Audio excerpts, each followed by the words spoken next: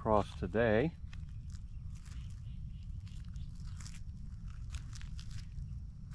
And then take a look at these. These are quite a bit bigger.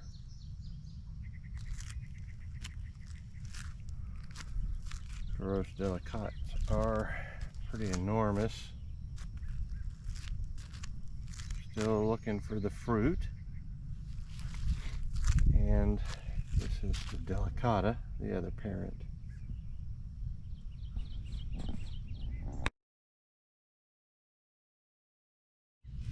Madison's Cross is still pretty small, but you can see there, looking in, that it's starting to put on some little fruits, those little yellow baby fruits, like this one here.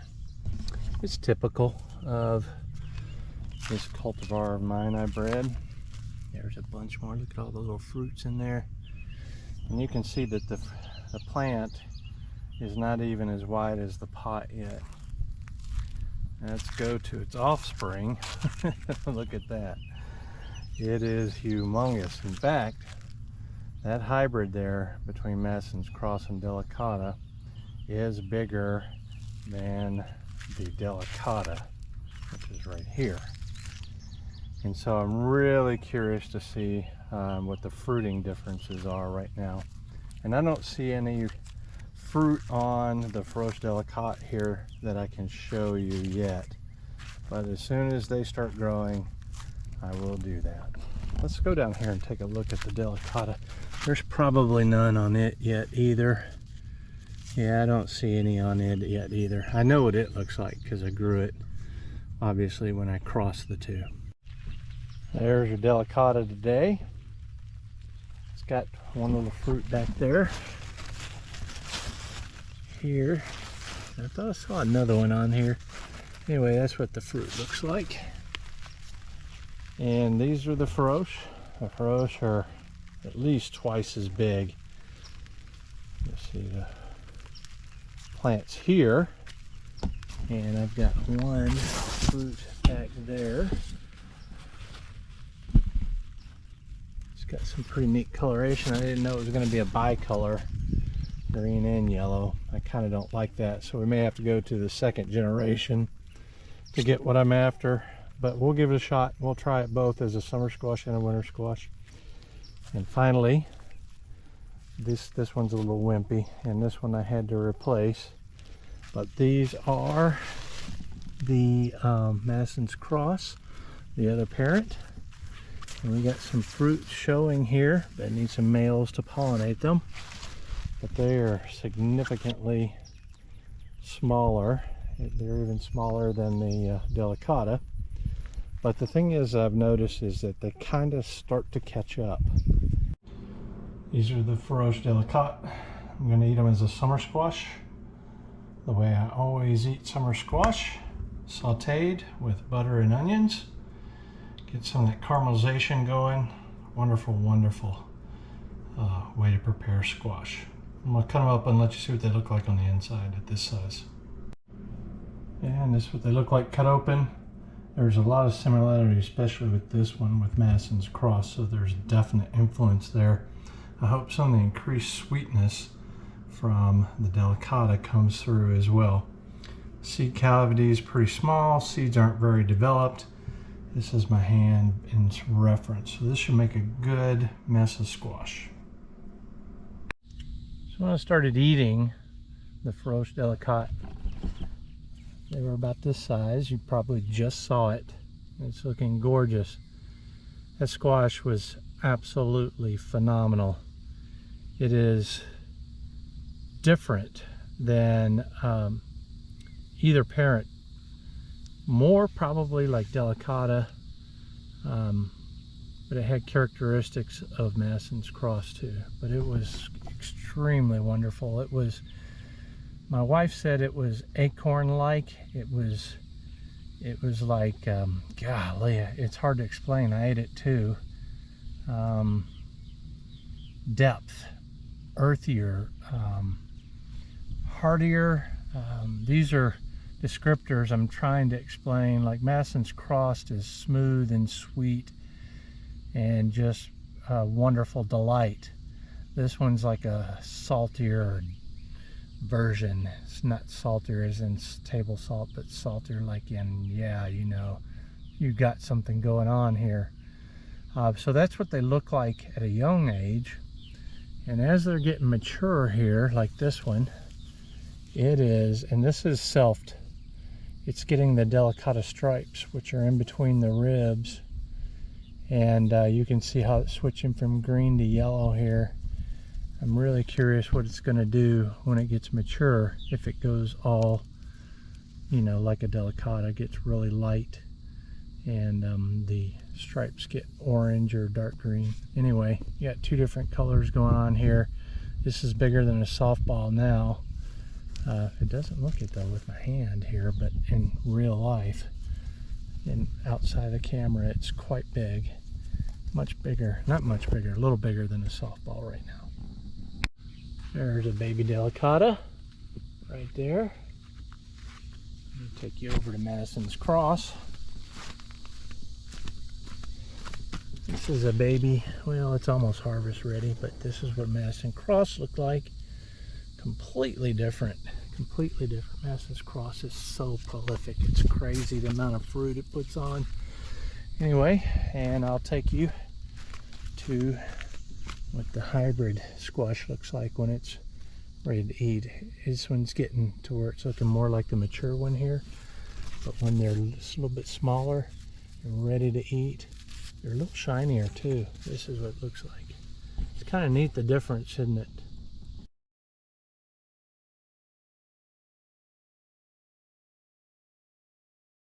I'm going to give you a update on the parents of Feroce Delicata. Feroce Delicata, of course, is the breeding. It's probably in the prior video prior to this one, but it's between Madison's Cross and Delicata. This is a seed squash of Madison's Cross. You can see how big it is from my hand.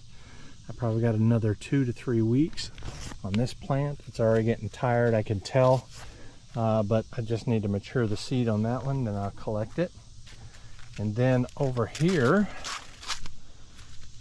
is the Delicata, and the Delicata's got a fruit on it that is almost ready. The outer is a little bit, I can depress it a little bit with my fingernail. It's got to be really hard to gather that one, so that one's almost mature as well.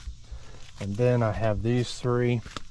This one's round and it's got about the same, I can depress it a little bit with my finger. And there's two here that look like the immature squash on these two plants. I don't know why this one's round, but I like the round.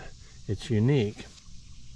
But this is doable too. It's significantly bigger than both Madison's Cross and Delicata, for sure Delicata. So they're still trying to produce, like this is that round one down there. I've got one up here. And as they're maturing and setting on fruit, they are less yellow and more of the Delicata-like colors. I mean, there's a little bit of yellow in that one. Let me see if I can find another one that's setting fruit here so you can see what I'm talking about. I'd forgotten that I had taken this squash this morning, but this is what I'm talking about. There's no yellow in this particular one. It may be a little big, but that's another test to see. Normally I grab them a little, this one's one of the other ones, but see, I normally grab them when they're about this size, and you can see some coloration. This has probably been in the refrigerator for a few days now. This one probably a week or longer, but we got so much squash, I hate to throw them out, but I just wanted to show you that one. They're starting to change a little bit as they get more mature. The Delicata exhausted. The plant is obviously dead, or very close to it. Yeah. So this needs to be harvested shortly. I'm gonna let it kind of harden up out here on the vine. I'll get it eventually. So the Feroce Delicata fruit, I've got 3 of them. This one looks like a mix of the two for sure, and this one looks exactly the same, or not exactly, but very, very close to the same. That's a second plant. And the third plant over here, for some reason, it's got a round one, but they're all getting very hard skin now. So they're gonna be ready to cut and bring in to cure before too much longer. I'm gonna let them stay out here for a good bit longer because the plants are still green and growing on all three, which is a little bit unusual. Usually they start dying off once they have fruit. This is the only one Feroce that I'm eating. And if you go up here and look, there's a couple more fruit. And the later fruit is all Delicata-like. There's no yellow in it, which is kind of unusual. This is Madison's Cross, and its plant is trying to die. I've been feeding it supplemental nutrient because I can kind of push my fingernail into the fruit still, and that means it's not, the seeds aren't mature in it because it's not hard. So I've been cutting off the dying foliage like that one back there and feeding it some extra nutrient, trying to get it to hang in there and continue to feed this so the seed gets mature. I'm going to do a one month past harvest cook of the Delicata, which is a parent of this one. And the reason why I'm doing it is because these are not very good in storage. Delicatas, they typically last, I've heard and read online, up to 2 months, and I can feel the squeezing it that there's give to it. This one, oddly, was crossed with Madison's Cross, a yellow straight neck version of mine that's pretty sweet, and caramelizes great when you cook it. So that's why I crossed it with this one. But it is very hard. So I know I won't be able to eat the skin with this one probably, and I just know from feeling it that it will last quite a bit longer in storage than the Delicata itself, which is kind of weird because, you know, a summer squash is not supposed to last very long in storage at all. In fact, the other parent, Madison's Cross, to this one, I took the seeds from a week or two ago because it was getting really soft. So I'm going to cut these open. Before I do that, I get away on it, but then I'm going to cut these open, and then we're going to cook them. I got the oven reheating, or heating. Let's get a weight on them. I had done this in another video before, but I don't know if we've lost some weight. This one is 12.3 ounces. I imagine as they sit in storage that they will lose weight. Everything else I've ever done does, because I guess evaporation. But this one is 1 pound 14 ounces. It's just shy of 2 pounds. Yeah, 1 pound 14 ounces. That's bigger than I remember. There's one that's bigger than this, and there's a round one that's bigger than this one too. So we got nearly 2 pounds. All right, the first assessment is cutting this one in half was fairly easy. I was able to do it with a serrated knife without too much force, so it was decent.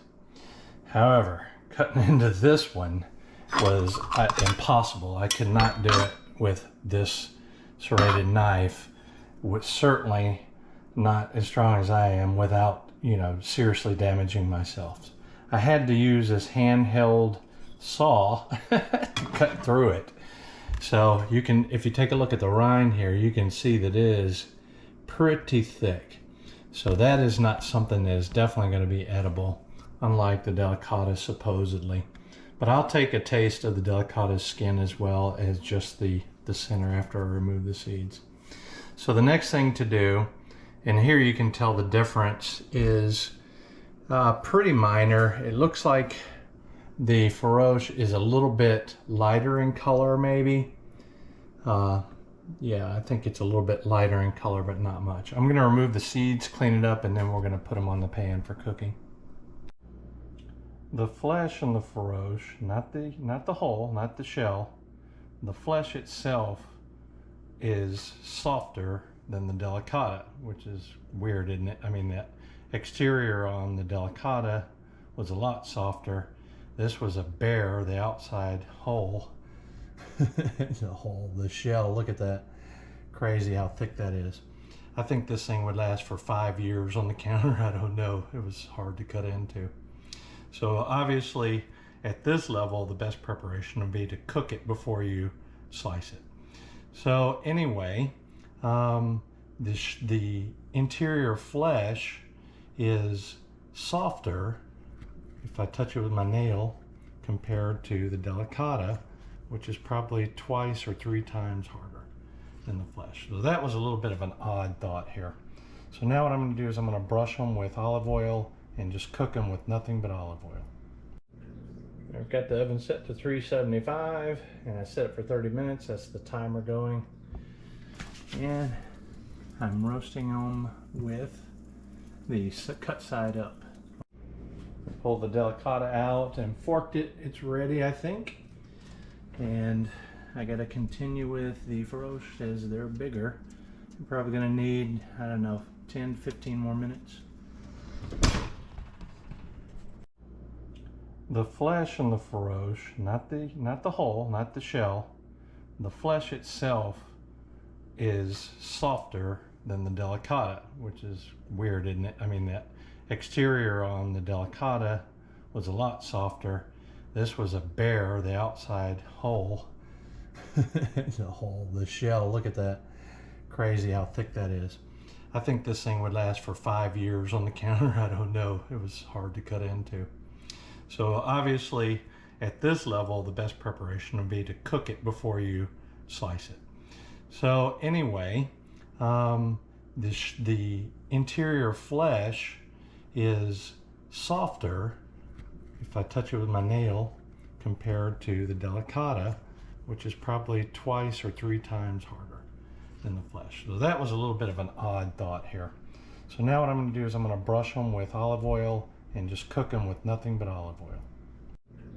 I've got the oven set to 375 and I set it for 30 minutes. That's the timer going. And I'm roasting them with the cut side up. I pulled the Delicata out and forked it. It's ready, I think. And I got to continue with the Feroce as they're bigger. I'm probably going to need, I don't know, 10, 15 more minutes.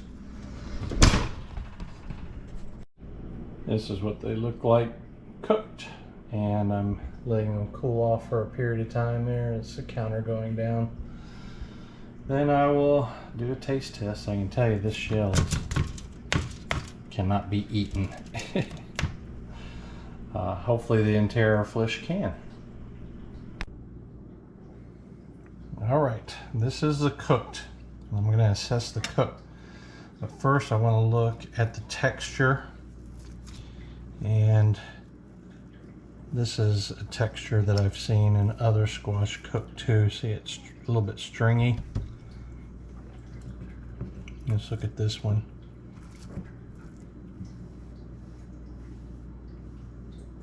It seems to be maybe a little less stringy actually, which is kind of weird. There we go. Maybe about the same. All right, let's get a taste. I cut it like you see it cut many times when you roast Delicata here with the skin, because I want to taste it with the skin. I'm not going to show my face doing this, but I'll talk about it.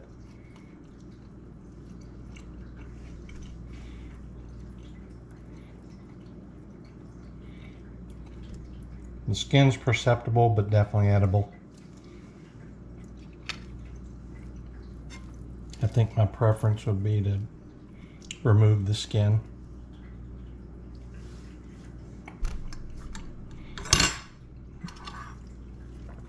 It's definitely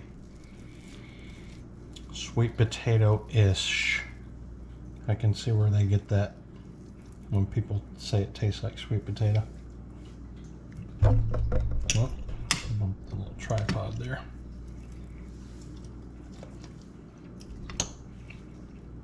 Get a napkin here. I'm digging in partially with my fingers. Alright, this is a squash I could enjoy. I would want to improve on it. Alright, this is the shell. and it's got issues. It's hard. Still a little stringier than I'd like. I'm gonna give it a taste.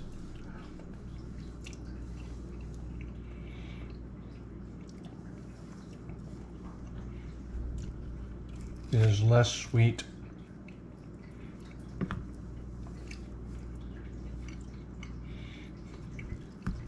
It has some sweetness to it, but it's less sweet.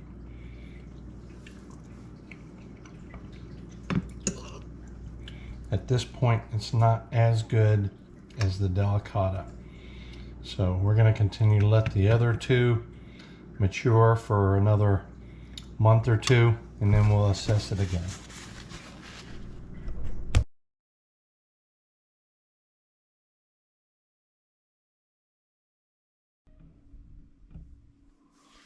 Okay, it's been about 3.5 months since I harvested this one and the others that are already gone, but collected seed from. But you'll notice the coloration here.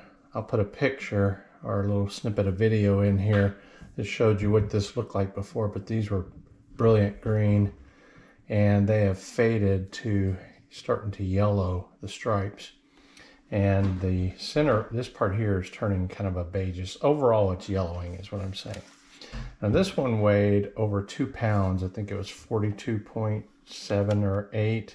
That'll be in the video as well. So let's see what it's weighing now. My guess is it's going to be less because as these age, mature, or cure, what happens is the starches turn into sugars and a lot of the moisture evaporates through the skin. So let's get a weight on it. So it's 38.3, so it's 4 ounces. It lost about 4 ounces. What I'm going to do now is I'm going to cut this open. It wasn't the one that looked like this before that I taste tested wasn't a good example of something to keep. So what we're going to do now is we're going to cut this one open after it's been a while curing and see if it's improved in taste any.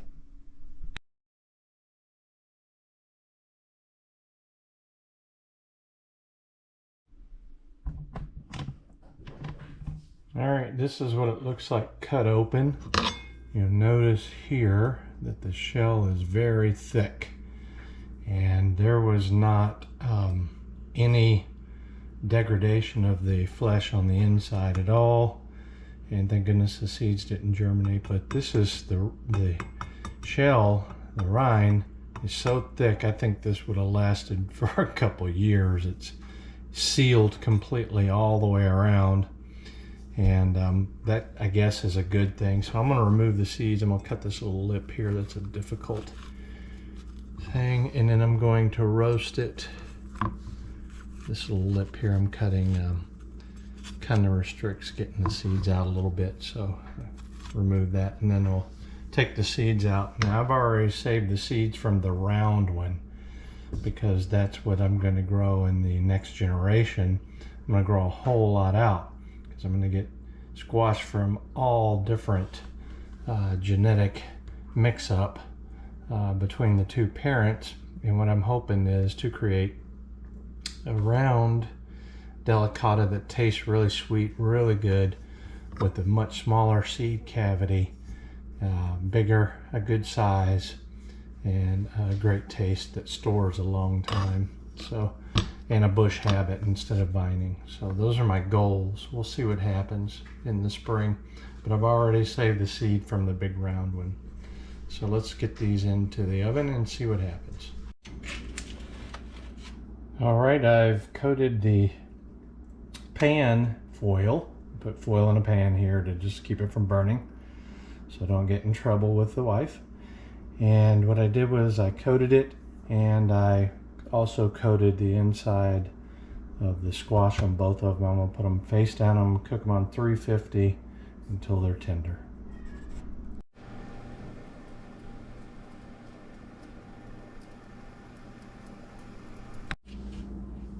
All right, it is done cooking, and I've stuck a fork in it just to test the doneness.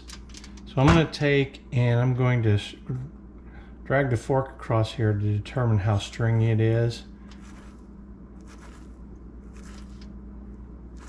It's a little stringy. And now I'm going to taste test it. And I obviously, as you can see, I've not done that yet. So I'm doing it on camera for the first time.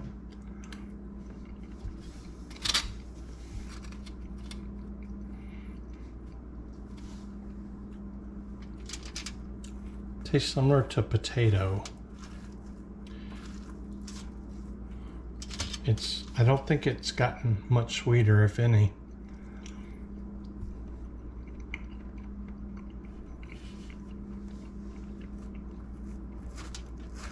Doesn't have a bad taste. It's not what I want though. It's not what I'm aiming or breeding for. So what I'll do is, the hybrid is not viable because, well, this is the hybrid and this is what it tastes like and looks like.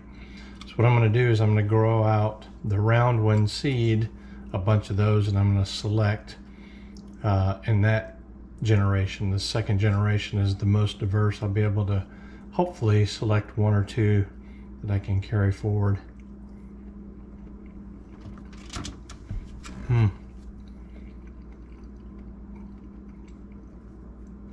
It's not bad. I think this would mash up great. Put a little bit of salt on it, it'd be great, like a potato. Anyway, that's it for this particular video, and I'll carry you back as we grow out the next generation.